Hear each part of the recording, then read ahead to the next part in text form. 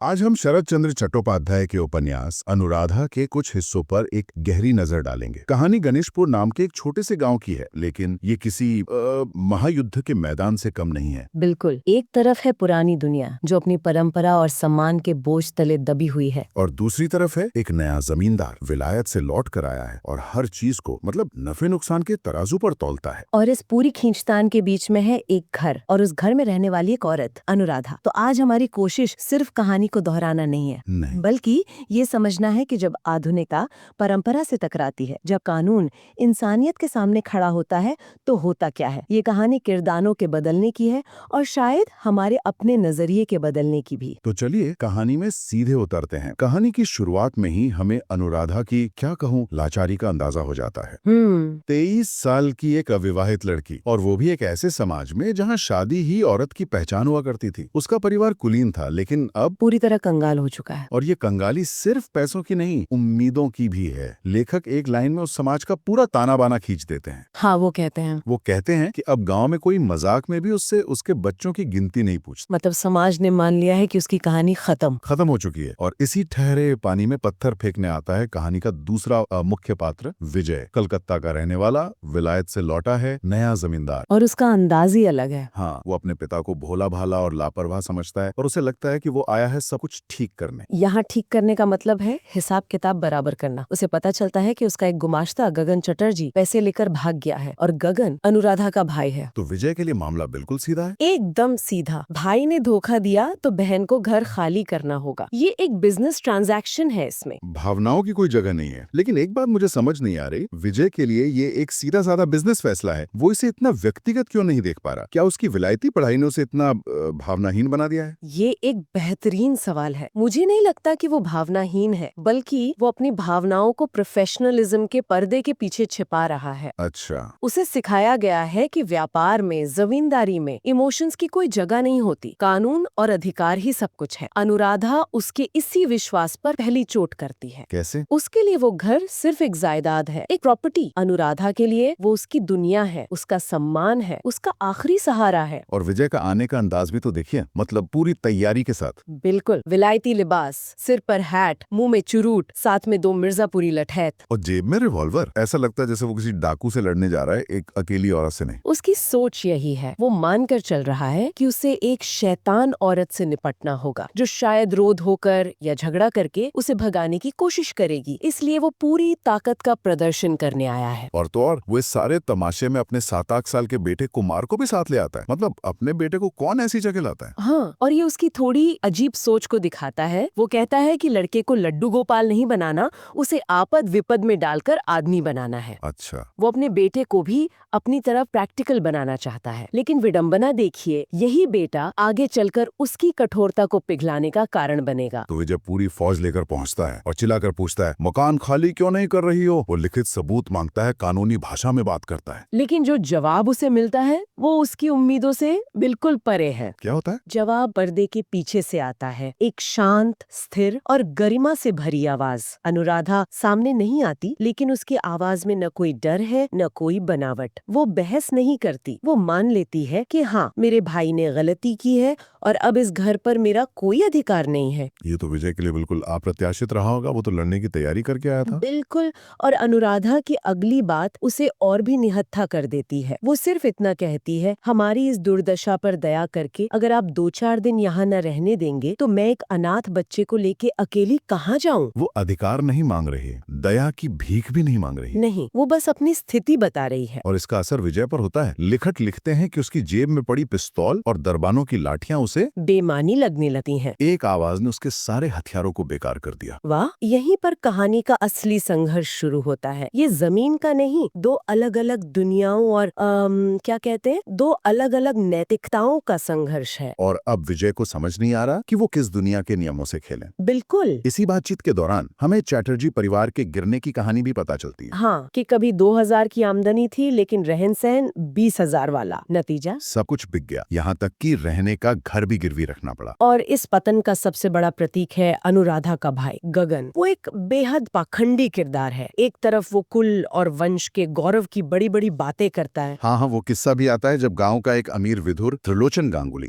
अनुराधा से शादी का प्रस्ताव रखता है। वो अमीर है लेकिन जाति में छोटा माना जाता है। और अनुराधा तो व्यवहारिक होकर कहती है कुछ लेकर उपवास करने से मुट्ठी भर दाल भात मिल जाना कहीं अच्छा है भैया। लेकिन गगन भड़क जाता है, कहता है हम कृष्ण की संतान है, स्वभाव से कुलीन, ऐसी गंदी बातें मुंह से मत निकालना। मतलब वो अपनी बहन को भूखा मारना पसंद करेगा लेकिन नीची जाति में उसकी शादी नहीं होने देगा। और विडंबना देखिए, यही कुलीन गगन खुद एक दूसरे गांव की नीच जाति की स्त्री के साथ रहता है। ये कुल का गौरव आखिर है क्या चीज? गगन के लिए इसका मतलब कुछ और है और अनुराधा के लिए कुछ और। बहुत अच्छी बात कही आपने। गगन के लिए कुल का गौरव अपनी मर्दानगी और अपनी मर्जी चलाने का एक हथियार है, एक खोखला नारा, जबकि अनुराधा के लिए यही कुल का गौरव एक बोझ बन गया है, एक जंजीर जो उसे अपनी जिंदगी बचाने से भी रोकती है। हाँ, ये उस दौर के समाज का दोहरापन है। पुरुषों के लिए सारे नियम माफ थे और औरतों को इन्हीं खोखले आदर्शों की वेदी पर बलि चढ़ाया जाता था। तो विजय के इस कदम से अनुराधा एक ऐसे कोने में धकेल दी जाती है जहाँ से निकलने का कोई रास्ता नहीं दिखता, और यहाँ वो एक ऐसा फैसला लेती है जो सुनने में तो अजीब लगता है लेकिन उसकी लाचारी को दिखाता है। बिल्कुल, और ये फैसला असल में उसके भाई के पाखंड पर सबसे बड़ा तमाचा है। जिस कुल के गौरव के लिए गगन ने उसे भूखा मरने को छोड़ दिया, अनुराधा उसी गौरव को किनारे रखकर अपने अस्तित्व को बचाने निकल पड़ती है। वो क्या करती है? वो खुद त्रिलोचन गांगुली के पास जाती है और उससे विवाह का प्रस्ताव रखती है। और ये बात विजय तक पहुंचती है लेकिन बड़े नाटकीय ढंग से। हाँ, वो बूढ़ा और घमंडी त्रिलोचन खुद विजय के पास आकर शेखी बखारता है। वो मजाक उड़ाते हुए कहता है कि कैसे अनुराधा भिखारिन बनकर उसके पास आई और शादी के लिए मिन्नतें की। और वो इसका सारा इल्जाम विजय पर डाल देता है। कहता है शहर से आकर आपने जो एक घुड़की दी, बस फिर क्या था। आंखों के आगे अंधेरा छा गया। ये सुनकर विजय को एक जोर का झटका लगता है। उसे पहली बार एहसास होता है कि उसके एक कानूनी कदम का मानवीय परिणाम कितना भयानक हो सकता है। उसे लगता है कि उसने एक औरत को इतना बेबस कर दिया कि उसे एक बूढ़े आदमी से शादी करने के लिए मजबूर होना पड़ रहा है। हाँ, उसका विलायती आधुनिक मन इस बेमेल विवाह को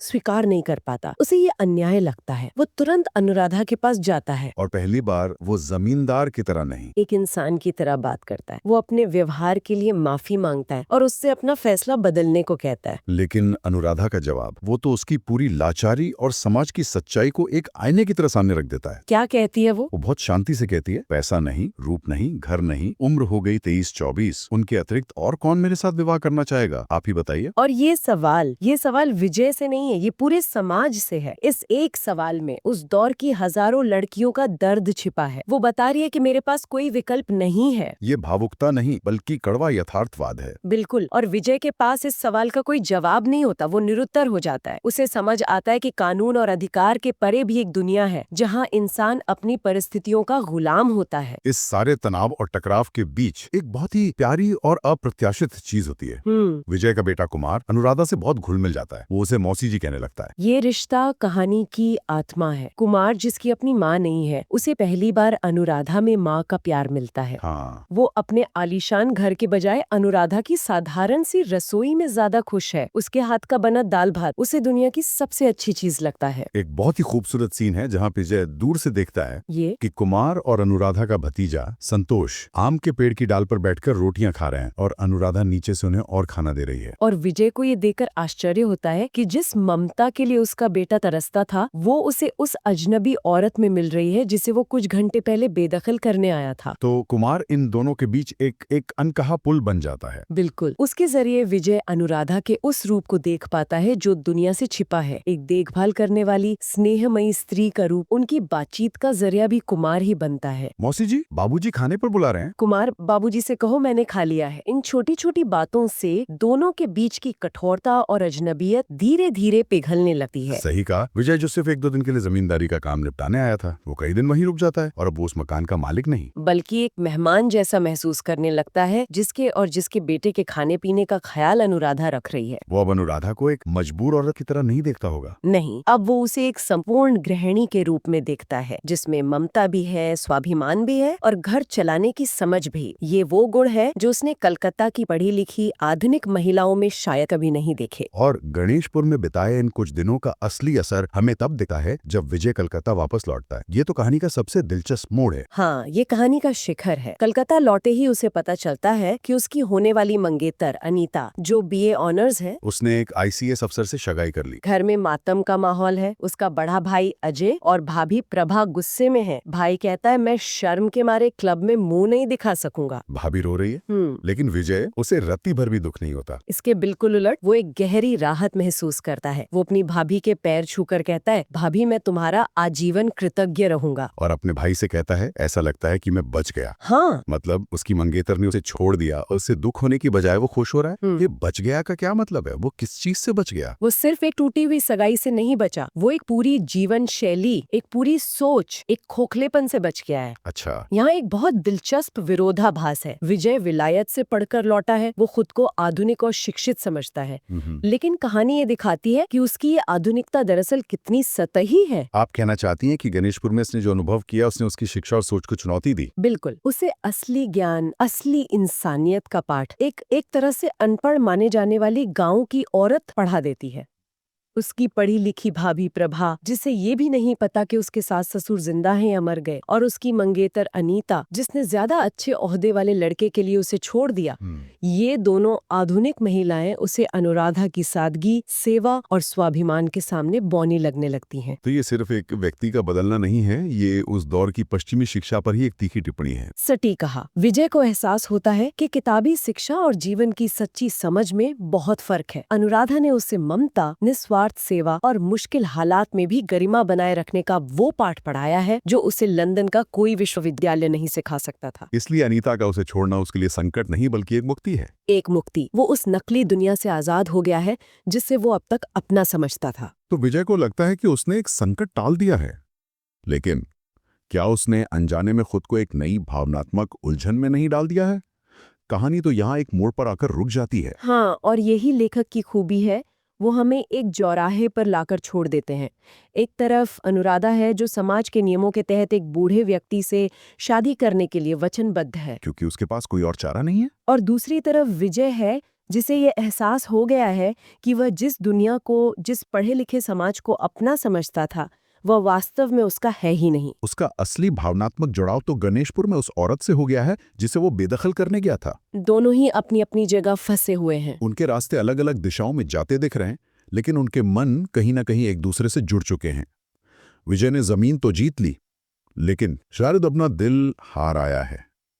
ये कहानी हमें ये सोचने पर मजबूर करती है कि क्या समाज के बनाए सही और गलत के पैमाने, जैसे सही उम्र, सही कुल, सही शिक्षा, क्या ये सब हमारी व्यक्तिगत खुशी और भावनात्मक सच्चाई से ज्यादा महत्वपूर्ण होते हैं? और शायद एक और सवाल जो ये कहानी हमारे लिए छोड़ जाती है, वो ये है कि कभी-कभी जिंदगी में कुछ दिन, कुछ पल, कुछ लोग ऐसे आते हैं जो आपको पूरी तरह बदल देते हैं। विजय गणेशपुर गया तो था एक जमींदार बनकर, अपनी ताकत दिखाने, लेकिन वो लौट रहा है एक बदला हुआ इंसान बनकर, अपनी ही दुनिया में एक अजनबी की तरह। कहानी यहाँ खत्म होती है, पर शायद विजय की असली कहानी यहीं से शुरू होती है।